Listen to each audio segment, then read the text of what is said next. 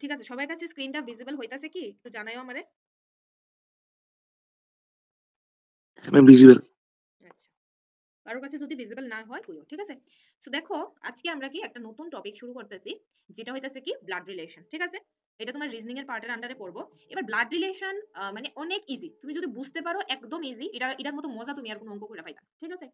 তো ব্লাড রিলেশনের মধ্যে সবচেয়ে বেসিক আমার কয়েকটা জিনিস জানতে লাগবো।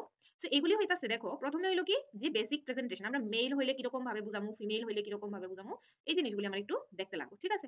তো প্রথমে হইতাছে কি মেল। মেল হইলে আমরা সবসময় মনে রাখবা প্লাস সাইন দিয়ে বুঝামু, ঠিক আছে। মেল হইলে কি দিয়ে বুঝামু, প্লাস সাইন দিয়ে বুঝামু। মেল হইলে আমরা প্লাস সাইন দিয়ে বুঝামু সবসময়, ঠিক আছে। এবং ফিমেল হইলে মাইনাস সাইন দিয়ে। মনে করো আমি কইলাম যে কোনো একজন লোক আছে মেল, এরকম ভাবে আমরা রাউন্ড শেপ করে তার উপরে প্লাস সাইন দিয়ে রাখলাম মানে সে মেল, এরকম ভাবে রাউন্ড শেপ করে আমি মাইনাস সাইন দিয়ে রাখলাম মানে সে ফিমেল। এবার হলো কাপল বুঝাইলে, দ্যাট মিন্স কি যদি হাজব্যান্ড ওয়াইফ বুঝায় তখন আমরা কিরকম ভাবে বুঝামু, যখন আমরা হাজব্যান্ড ওয়াইফ বুঝাইবো তখন আমরা তার মাঝখানে এরকম একটা দুইটা টান দিয়া বুঝাবো, মনে করো এরকম, ঠিক আছে। এবার সে হাজব্যান্ড যদি একটার উপরে যদি এরকম প্লাস বা মাইনাস যে কোনো কিছু থাকে তাহলে অপরজন কি হইব আমরা বুঝালাম, কারণ প্লাস থাকলে সে মেল, তাইলে তার যে পার্টনার আছে সে ফিমেল হইব, যদি এখানে ফিমেল থাকে তাহলে মেল হইব। আমরা কাপল থাকলে সবসময় এরকম ভাবে বুঝাবো। এবার এটা হচ্ছে সেম জেনারেশন বা সিবলিং হইলে, সিবলিং মানে হলো ভাই বোন, ঠিক আছে, বা ভাই ভাই হইতে পারে, বোন বোন হইতে পারে, সিবলিং কোয়া হয়ে যায়। তো সিবলিং হইলে আমরা কিরকম ভাবে বুঝামু, এরকম ভাবে এরো দিয়ে আসে, এরকম ভাবে এরো দেওয়া মানে হইতাছে তারা সিবলিং হইবে, এটা ভাই ভাই হইতে পারে, ভাই বোন হইতে পারে, বোন বোনও হইতে পারে, ঠিক আছে।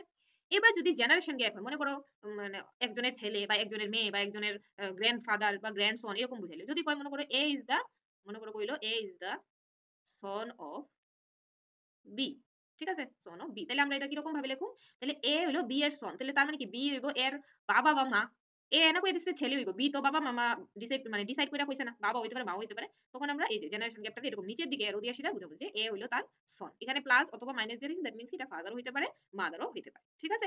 ক্লিয়ার হইছে আশা করি সবার কাছে। যদি কারোর এই জায়গাতে কনফিউশন থাকে কো, কারণ এটার উপরে ডিপেন্ড করে কিন্তু সবগুলো অঙ্ক তোমরা করতে লাগবে।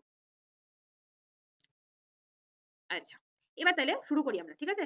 প্রথম অঙ্কটা দেখানো তোমরা কিন্তু আমি এখানে অঙ্ক কিছু কয়েকটা অঙ্ক করানোর পরে নিজেরা করণের লেগে অঙ্ক দেবো, তাহলে ভালো করে কনসেপ্টটা বুঝবা। কোনো জায়গাতে যদি বুঝার কোনো গ্যাপ থাকে, বুঝতে পারছো না, রিপিট করতে লাগবে, অবশ্যই সাথে সাথে জানাই। প্রথমে দেখো আমার কি দিছে, L is the sister of G, তাহলে এল হলো জি এর সিস্টার, তাহলে সবসময় তোমরা খাতার মোটামুটি মিডল দিকে লিখবা, কারণ সাইডেও লিখতে লাগতে পারে, উপরেও লিখতে লাগতে পারে, নিচেও লিখতে লাগতে পারে, তাহলে তুমি মোটামুটি মিডল পজিশন থেকে লিখবা। তো কি কইছে, এল হলো কি জি এর সিস্টার, তাহলে লিখলাম এল হলো জি এর সিস্টার, তাহলে এল আমার কইয়া দিছে যে সিস্টার হইব, জি ব্রাদার হইতে পারে, সিস্টার হইতে পারে, ডিফাইন করছে না প্রথম লাইনে।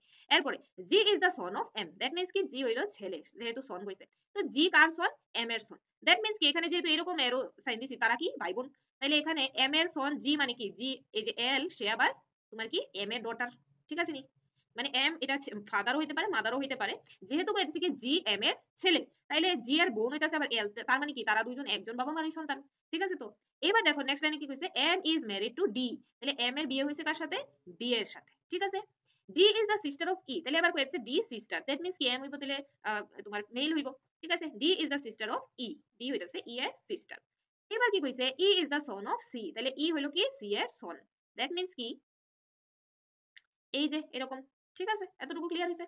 এবার ই যেহেতু সি এর সন, আবার ই এর বোন বা সিস্টার কে ডি, তাহলে এটা হইব কি সি এর ডটার, ঠিক আছে। C is married to S, আবার সি কার সাথে ম্যারিড, এস এর সাথে। S is the sister of P, এবার এস কইতেছে সিস্টার, দ্যাট মিন্স কি সি হইলো তোমার এখানে মেল, তাহলে S is the sister of P, তাহলে এখানে হলো পি। এবার তোমার question, how is L related to E, এইবার যখন এরকম কোয়েশ্চেন থাকবে তখন টু এর পরে যেটা থাকবে তার থেকে তুমি সামনের দিকে যাইবা, এল এর থেকে এল কোনখানে আছে এখানে, ই কোনখানে আছে এখানে, তুমি যদি এল এর থেকে ই দিকে যাও তাহলে কিন্তু তোমার আনসারটা ভুল আইবো। তুমি সবসময় টু এর পরে যেটা থাকবে, দ্যাট মিন্স টু এর পরে এখানে কি আছে ই, ই থেকে এল এর দিকে যাবা, তাহলে ই থেকে এল এর দিকে গেলে আমি কি পাইতাছি, দেখো ই এর এখানে কি হইতাছে বোন, ঠিক আছে, ই এর বোনের মেয়ে হইতাছে কি এল, বুঝা গেছে এই জায়গাটা, ই এর বোন হইতাছে ডি, ডি এর মেয়ে হইতাছে এল, তাইলে এখানে কি হইতাছে বোনের মেয়ে, বোনের মেয়ের আমরা কি কই নিস, ঠিক আছে, বোনের মেয়ের আমরা কি কই নিস। যদি এখানে ছেলে হইতো, যদি জি এর সাথে রিলেশন হইতো তাহলে হইলে নেফিউ, ঠিক আছে, বুঝা গেছে সবাই, বুঝতে পারছো তো? কেউ কোনো জায়গা বুঝতে না পারলে কিন্তু কইবা, ঠিক আছে। তোমরা আবার এবারে আনসারটি দিবা, ঠিক আছে। যে এখানে কি কইছে জেড হ্যাশ এল, তাইলে জেড হ্যাশ এল এর মানে কি, আনসারটা দাও এখানে। Z is the daughter of L. Z is the daughter of L, ঠিক আছে, ভেরি গুড যারা যারা আনসার দিছো। তাহলে এটা আমরা কিরকম ভাবে লিখুম, এল এর ডটার হইতাছে জেড, তাহলে এল লিখলাম এখানে, এল এর নিচে জেড হইতাছে এল এর ডটার। এবার এল ফাদারও হইতে পারে মাদারও হইতে পারে, আমরা কিছু কইছি লিখলাম।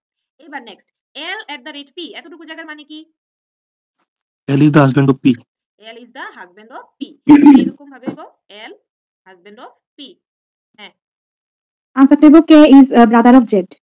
K his brother of Z. Z. আচ্ছা ঠিক আছে, ভেরি গুড। তুমি আনসারটা করে লিখছো তো আগে, খুব ভালো। এবার দেখো যারা করছো না এখনো তারা এখান থেকে বুঝো। তাইলে এল তো গেল, এবার পি এন্ড কে এই জায়গাটার মিনিং কি হইব? পি এন্ড কে এই জায়গাটার মিনিং কি হইব? P is the mother of K. P is the mother of K, very good. তাহলে এখানে P হইলো K এর মাদার। দ্যাট মিন্স কি এখানে P আর L তারা হইলো Z হইলো মানে মেয়ে, আর এখানে K হইতাছে ছেলে না মেয়ে, এখনো ডিফাইন হইছে না। তাহলে তারা হইলো মানে ভাই বোনও হইতে পারে, বোন বোনও হইতে পারে, আবার ভাই ভাই তো হইতো না, কারণ হ্যাঁ তো মেয়ে অলরেডি কইয়া দিছে। এবার হইতাছে নেক্সট K@J, এতটুকুর মিনিং কি? K@J, K is the husband of J. K is the husband of J, that means K হইলো এখানে ছেলে, J হইলো মেয়ে। এরপর হইতাছে J#X, তাহলে এই জায়গাটার মানে কি হইব? J is the daughter of X. J is the daughter of X, very good. তাইলে এখানে হলো এরকম, ঠিক আছে। এবার আমার কোশ্চেন কি চাইছে, then how is K related to Z, তাহলে K Z এর সাথে কি রিলেশন? তাহলে আমি Z এর থেকে K এর দিকে যাব, তাহলে Z এর থেকে K এর দিকে আইলে কি পাইছি? K হইলো কি ছেলে এবং তারা হইলো সিবলিং, দ্যাট মিন্স কি K is the brother, K is the son কোথায় সন? of Z. Brother, K is the K brother is the son of Z না? Z এর সান না তো, এটা এরকম ভাবে যখন লেখি অ্যারো দিয়ে আসে তার মানে কি তারা সেম জেনারেশনে আছে, ভাই বোন বা বোন বোন বা ভাই ভাই এরকম হতে পারে, ঠিক আছে। যখন আপার ম্যাডাম জেনারেশন, হ্যাঁ Z টা কি তা? Z টা তো মেল না, Z তো ফিমেল, Z এর হ্যাঁ Z ফিমেল। Z female. এই যে এখানে মাইনাস দেওয়া আছে না, মাইনাস মানে ফিমেল। তুমি অঙ্কটা প্রথম থেকে দেখতাছো নি?